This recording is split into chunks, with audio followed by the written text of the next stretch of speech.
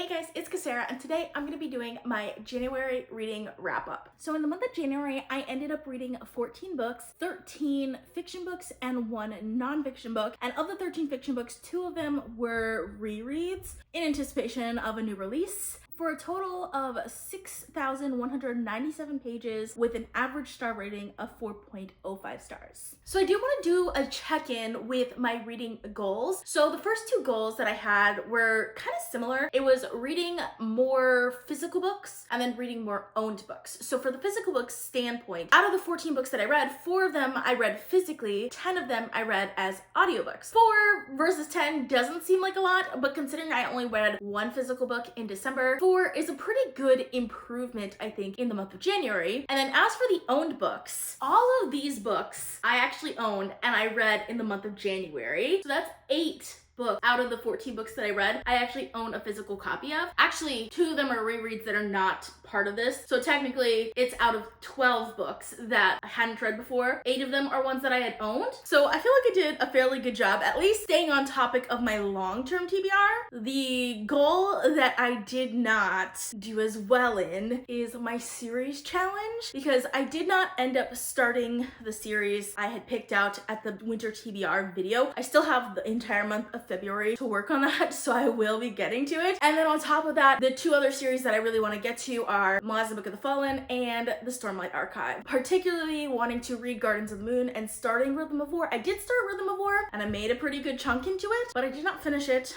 And then Gardens of the Moon, I started it, but I did not finish it also. So that one I'm going to be playing a little bit catch up on. And then on top of that, I did start a few series that I didn't finish. Both of these books are first books in series, and I do plan on continuing on with the Bone Dolls twin. I haven't decided yet for Miss Peregrin's Home for Peculiar Children, so depending on whether I continue on with these series or not, in my spring TBR, I might have to add these series to my series challenge. As for my Read It or Unhaul challenge, I did pick out 6 books at the beginning of January to read throughout January and February, and I did finish 3 of them. So I am right on track with the Read It or Unhaul challenge, and I am halfway through the 4th one, so I'm actually a little ahead in that one. So I think TBR wise, challenge wise, I think I'm making the progress that I want to make. I do feel myself kind of straying away a little bit in the month of February. I do think there's gonna be some questions as to whether I can actually meet these goals, but that is a video for another time. So let's get into the books that I've read this month. I will start with my nonfiction, my rereads, and then we'll get into all of like the fiction books that I read for the first time. And as always with those books, we're gonna start with my lowest rated and work my way up to my highest rated book. So I did finish 1 nonfiction book, and that was Nexus by Yuval Harari. I enjoyed this quite a bit. This is a story that is like the history of information systems, and like it says on the cover, from Stone Age to AI. And I found it incredibly interesting to see how our information changes over time. I will say it is very political, so if you don't like politics, maybe not the book for you, but I enjoyed it quite a bit because I do like politics, and how information affects our politics was incredibly interesting to me.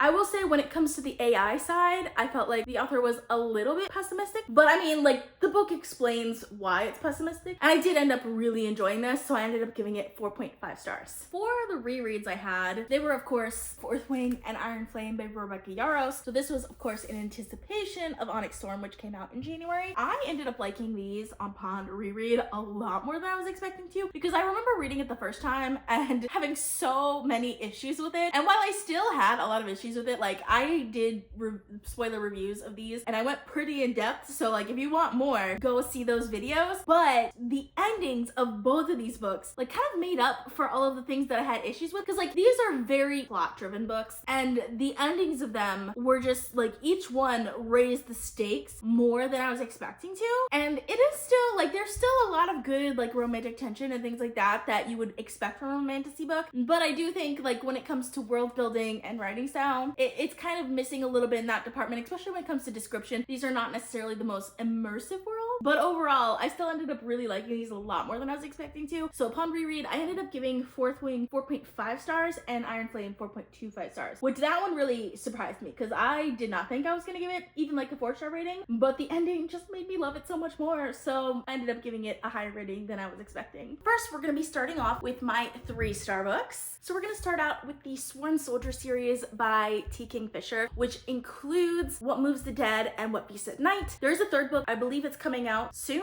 This month I did read the first two. I liked What Moves the Dead a lot more than What Feasts at Night. I gave What Moves the Dead 3.75 stars and then What Feasts at Night 3 stars. And I think part of the reason is like the characters and their like mindset and things like that really what pulled me in to What Moves the Dead at the beginning, because there's like a kind of like a scientific kind of like feel to this book, even though it's a horror series, I guess. Like one of the main characters, like Miss Potter, I think is her name, is like interested in like mushrooms and fungi, and I found that incredibly interesting. So like that part of the book really pulled me in, and that's why I was so interested in What Moves the Dead. But ultimately it ended up being somewhat disappointing for me. And then What Feasts at Night, I feel like I never got like the intrigue that I got at the beginning of What Moves the Dead that really pulled me into the story. So it was just fine. Like I didn't have an issue with it, but there was nothing that really drew me into the story. And mind you, I love Kingfisher. I love her writing, so I still enjoyed reading the books, but these were not my favorite of her books. The next book I want to talk about is Miss Peregrin's Home for Peculiar Children by Ransom Riggs. So this I picked as my middle grade read it or on haul book, but it is YA, and it's following a character named Jacob who is very close to his grandfather, and his grandfather tells him like these stories about monsters, and he actually sees some of these monsters at the very beginning of the novel when they come and kill his grandfather. No one believes that these monsters exist. Like they kind of convince him that this is all part of his imagination. And then of course there's this house in which there are a bunch of children who have interesting and peculiar powers, and of course the monsters actually do exist, and Jacob is special because he can actually see the monsters. And this was actually really good. I was surprised by how much I ended up liking this. I do think this is the type of novel that I have now like grown out of. Like I don't see myself reaching for this type of novel anymore, but it was really well written, and I feel like the voice of this novel is very unique and just drew me into the story. So I ended up liking this a lot more than I was expecting to, despite not feeling like it was like my cup of tea anymore. So I did end up giving this one 3.5 stars. So next we have Mansfield Park by Jane Austen. My reading experience of this was probably one of my favorites of the month, just because I love Jane Austen as an author, and just getting back into her like witty banter, even though like the characters themselves weren't necessarily witty. The narrator was quite witty in this one, which I really enjoyed. I personally did like the characters, but I did not like the overall plot of this novel as much as I have like the other novels that I've read by her. So because of that, I ended up giving it only 3.5 stars, but definitely classic, and in my opinion, definitely worth the read. Next, I want to talk about Before We Forget Kindness by Toshikazo Kawaguchi. So this is, I think it's like the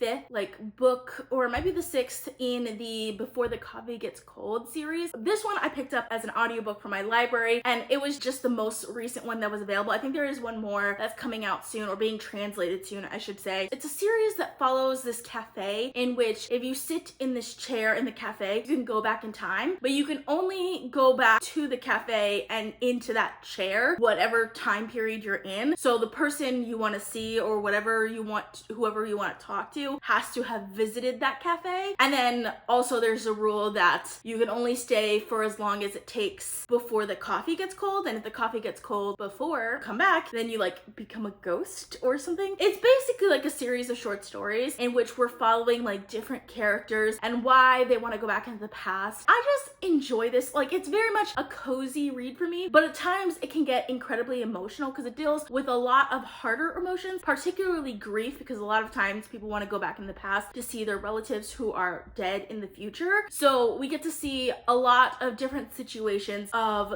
a lot of it is like family relationships that are difficult and things like that, that just draw me into the story, and I enjoy it every single time that I read them. And I ended up giving this one 3.75 stars. And next we have Onyx Storm by Rebecca Yarros. So this is a book that I was so excited for. I liked the majority of this book. Like I enjoyed the first 75% of this book way more than the first 2 books in the series, but I did not love the ending. I felt like the ending felt a little bit flat for me. So even though I like the series overall, this one didn't work for me as well as I would have liked it to. So I ended up giving it 3.75 stars. This is a romantasy series that is following Violet, who is kind of frail and weak, but she is kind of forced to join the Dragon Riders, which is, I guess, like a very perilous wing of their Basgiath War College, and their country is at war. I can't really say that much without giving spoilers away for the first 2, but like it is super fast paced and like it is so plot filled. These novels, like if you love reading plot and you like action packed books, then then this is a series for you, especially if you like romance also in your stories. But for me, I tend to like slower paced, more character driven books, and especially ones that have really good world building. So this series, while I do enjoy it and I find it easy to read, like it's like eating candy basically, I still have issues with it a lot of times. And because like the plot was a part of this book that didn't work for me, it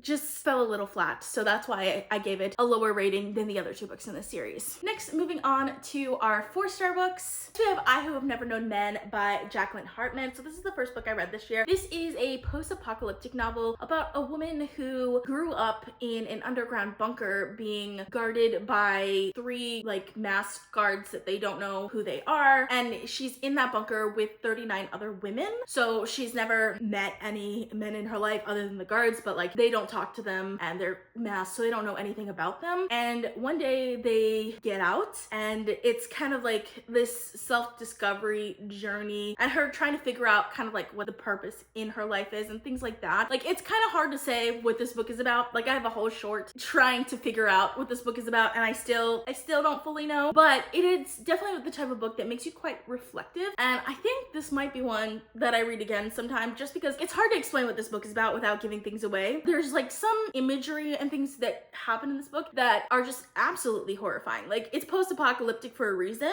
It's haunting in a weird way and I still cannot get over this book. Like it's been a month and I still cannot get over it, but I did end up only giving it 4.25 stars. Like it's super short, like I read it in one day, so like there's not that much to it. I still think about it all the time. Next we have Contact by Carl Sagan. This is part of my Read It or Unhaul challenge, so more info in that vlog that's coming out soon if you want to get my full thoughts on this. But I didn't really know what to expect going into this, and I ended up enjoying this more than I was expecting to, at least from reading the beginning of this novel, because this is the first contact with aliens type of story, but it is less about the aliens and more about the humans on Earth and how we would deal with this type of revelation happening, especially if it's aliens that are not like super obvious. So like they get contacted through a message that's being sent to Earth from a distant star galaxy. They are like unveiling like different messages underneath, and then like it's just what is unveiled in the political and religious ramifications of that is like what this novel seems to deal with the most. I found it incredibly interesting, but at the same time it's incredibly slow paced, but there's a lot of good world building and things like that that I ended up enjoying a lot, so I ended up giving this 4.25 stars. And then we have The Wedding People by Alison Espach. This one I wasn't sure if I was gonna like it going into it because this is more like a literary fiction. It's about a woman who has been recently divorced and she goes to this like fancy hotel to like unalive herself, but at the hotel they have a wedding going on that same weekend and she kind of gets into a confrontation with the bride. Like the interactions between her and the bride are so interesting because the bride obviously does not want her to do that in the middle of her wedding, and I think this works for me so well because it is such a character driven story, but also like has this like fourth meta aspect of it where like kind of makes fun of like literary fiction and the types of things that you would find in literary fiction while still doing all of those things in this book in a way that I just ended up loving it so much. And I feel like the plot and like the themes that this book goes through was incredibly interesting,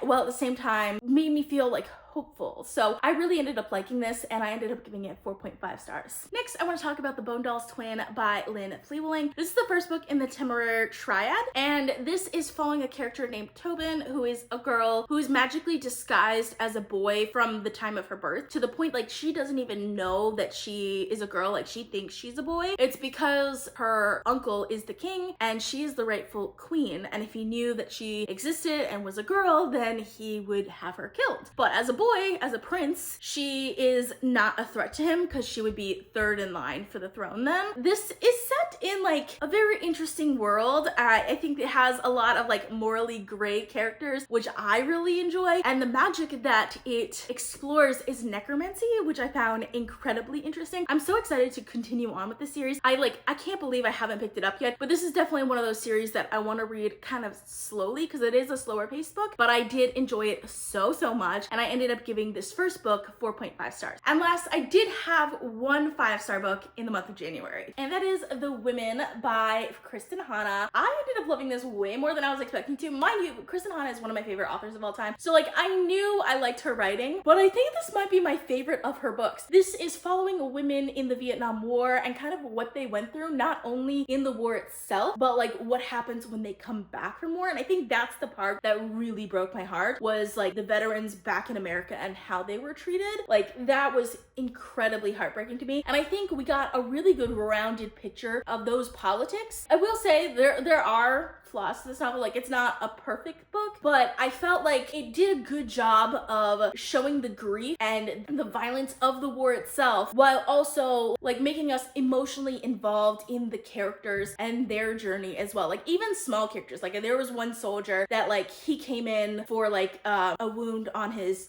backside, but like he was fine, and then he comes in again later and I'm just like, no, not him, he can't be the one, because like he was only on the page for like half a page, but I still ended up being so attached to the character. I don't know how Kristin gets you so attached to the characters so quickly, but I ended up feeling like so many of the deaths and just like the emotional roller coaster of the characters in this book. I like, this is one of those books that I feel like I need to reread already. And like, I don't generally like historical fiction that much. Kristin is one of the few authors who writes historical fiction that I read, so I really recommend this one if you do like historical fiction or feminist literature. Either one, this is definitely a must-read book. So that is all I have for you. If you like this video, please give it a big thumbs up to support my channel. If you've read any of these books, let me know in the comments. I would love to hear from you. I post at least one video per week, but I've been posting a ton of bonus videos, so consider subscribing. Thank you guys so much for watching, and I'll see you guys next time. Bye.